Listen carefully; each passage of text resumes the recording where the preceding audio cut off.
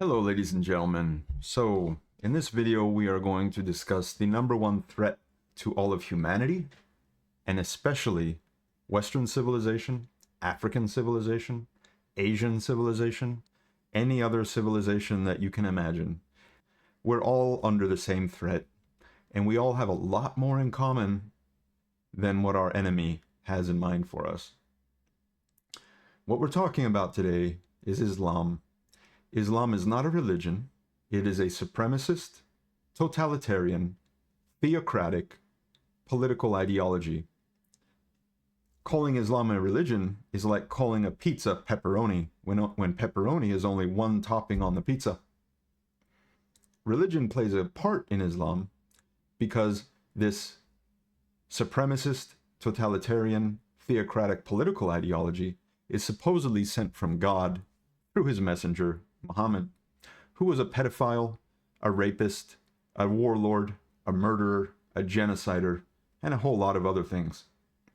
But he was very good at writing a book about his life and writing a book about all the people that he slaughtered because they didn't agree that he was the prophet. And this is the man that Islam models itself after. Here's a map that tells you pretty much everything that you need to know. I don't know the exact date of this map, but it's pretty modern compared to the 1400-year history that Islam has committed genocide and ethnic cleansing across the world.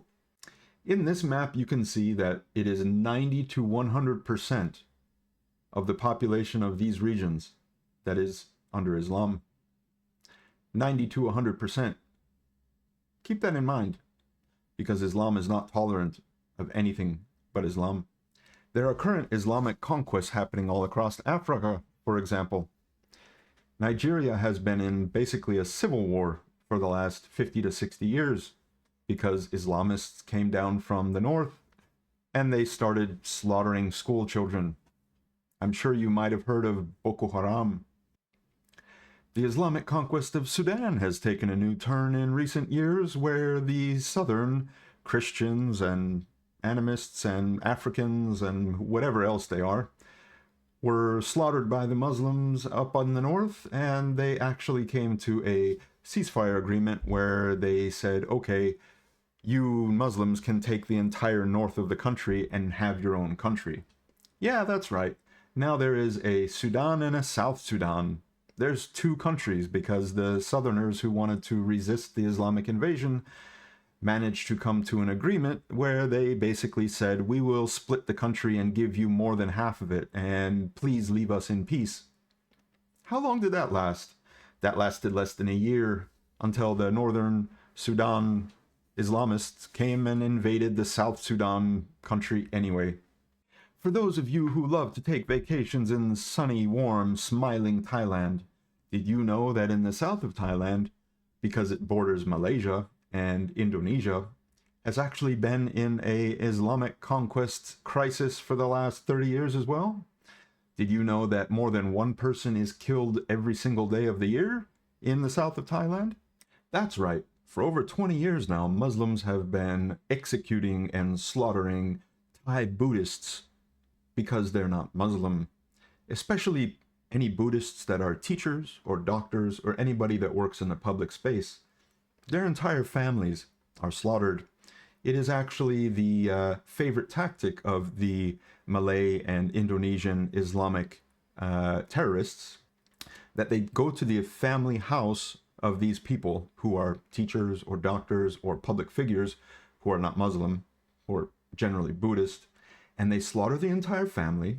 They cut off their heads. They tie them by their feet up on the ceiling, and they let their blood soak out all across their home. Yes, that's a thing in Thailand. Why? Because of Islam. And you can see here that the Muslims are not happy with having Malaysia and Indonesia, which they've already colonized, conquered, and ethnically cleansed. They want to also invade Thailand, aiming to create an independent state in the southern provinces of Patani, Yala, and Narathiwat. Yes, that's right. They want to ethnically cleanse the Thais from their Thai kingdom, which has been part of Thai ancestral lands for about 3,000 to 4,000 years, because they're Muslim, because they believe in Islam. Let's look at the region of India, for example. Did you know that India used to be one country? And what I'm talking about is Pakistan, India, and Bangladesh. There are three countries today. Why are they not one country today? Well, it's because the Islamists basically said that they can't live with Hindus. So they started slaughtering all the Hindus, which they didn't exactly start doing. They'd been doing that for about 1,000 years. But after the British colonial period, they basically said, well, we're not going to share a country with anybody that's not Muslim, so we're going to kill them all. And that is why today there is Pakistan, India, and Bangladesh. Bangladesh is usually referred to as East Pakistan because it was basically part of the same partition when India said, okay, we will relocate tens of millions of Hindus. That's right, tens of millions of Hindus and all other non-Muslims, because India is a very diverse place with a lot of diverse ethnicities and cultures and religions. They relocated everybody that was not Muslim back into India proper. And they said, okay, you take Pakistan, and on that side you take Bangladesh. Leave us alone. Has that worked? Nope. I think we've all heard of a lot of the terrorist attacks in modern day India. This is nothing new. This has been going on ever since the partition, and of course, for a long time before that.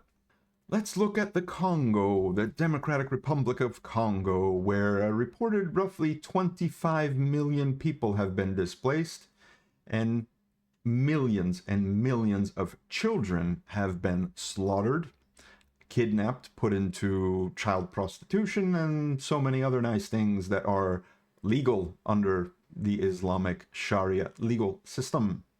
That's right, in Islam there's slavery, especially if you're not Muslim. That's right, in Islam there's something called slavery. That's what awaits you if you refuse to either convert to Islam, pay the jizya, or get beheaded. They can choose to just make you a slave. Do you remember ISIS? Yeah, those friendly neighborhood Islamists. This is what they had in mind, an Islamic caliphate. Now you can see that Andalus, for example, which is Spain, there's a concept in Islam that you can basically put Islam into two categories. It's called the Dar al-Islam, the House of Islam, and the Dar al-Harb, the House of War. Dar al-Islam, the House of Islam, is all of the territory that is conquered and controlled by Islam and has implemented Sharia law. That's the legal system. Dar al-Harb is everywhere else. The Dar al-Harb is supposed to be a conquest of all territories that are not under Islamic rule and have not implemented Sharia law. Now there's also this supremacist ideology within Islam, and it is written very clearly in the Quran and the Hadith, that if a territory has previously been conquered by Islam, then it is eternally part of Dar al-Islam. You cannot take territory away from Dar al-Islam. Once conquered, it always belongs to Dar al-Islam. That is their belief. You can read it in the Quran for yourself. And that brings us to some of these territories, for example, all of India and most of China. Those were territories that at some point or another were actually conquered to some extent by Islam. And so they consider those Islamic territories. They consider themselves the rightful owners of those places. They will never recognize any other indigenous people that have maybe lived there for 5,000 years, far outdating Islam. No, no, no. To them, they will rewrite history however they see fit and basically act accordingly. And that is why you have the name Andalus in the entirety of Spain, because Spain was under Islamic conquest for many hundreds of years by the Moors. And of course, if you search on Google, you're probably going to find some historical maps like this. Most of them are not going to take into consideration anything after the 9th or 10th century, because they don't really want you to think about that. They want you to think that this used to be a thing of the past, that Islamic conquests stopped around the 9th or 10th or 11th or 12th or 13th century. Oh, wait, no, it was the 14th when they were trying to invade Vienna. Oh, it was the 15th century when they were conquering this European city or that one. You see, it never has actually stopped, because the entire ideology that was based around 600 CE is based on that. This is not something that they are going to stop. And here's a concept that a lot of people don't understand about Islam. They are taught from birth that they are nothing but pawns for God's commandment that Islam spread through every corner and every inch of the world. They don't care how long it takes, and they don't care what means they have to use to get there.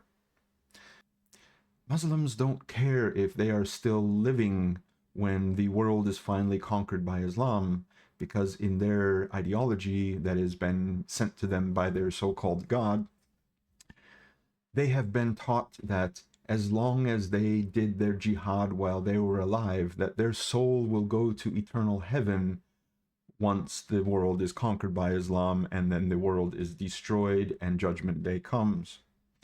So they don't really care if they are still alive when this happens.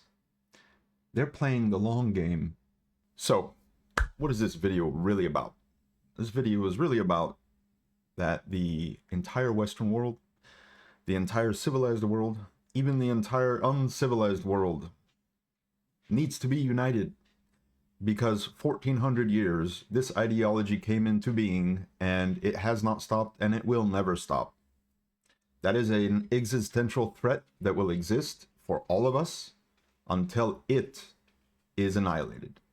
And I'm talking about the ideology, this sick ideology. We fought World War II over Nazism and fascism to stamp out Nazism and fascism.